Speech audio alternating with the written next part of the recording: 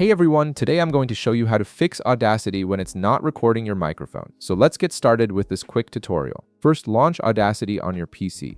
Before we dive into the settings, you'll want to make sure your computer is actually detecting your microphone. This is important because if your PC doesn't recognize the mic, Audacity won't be able to use it either. You can quickly check this in your system settings to confirm everything is connected properly.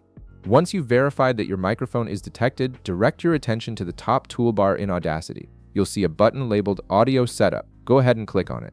This is where all your recording configurations live, and it's the key to getting your microphone working correctly with Audacity. After clicking Audio Setup, a menu will appear with several options. Hover your mouse over the recording device option. When you do this, another submenu will expand showing all the available audio input devices connected to your computer. From this list, select your microphone. This tells Audacity exactly which device it should be listening to when you hit the record button. Now here's an important detail to keep in mind. If you're using a headset that has both a microphone and speakers built in, make sure you're selecting the microphone option specifically, not the speakers.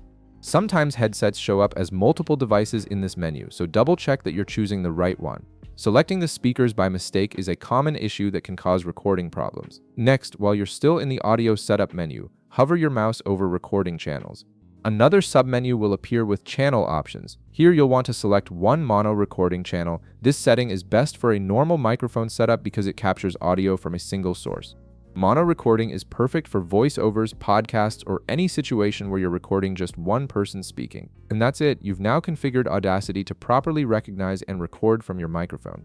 These settings should stick so you won't have to go through this process every time you open the program. If this video helped you out, be sure to leave a like, subscribe, and I'll see you in the next one.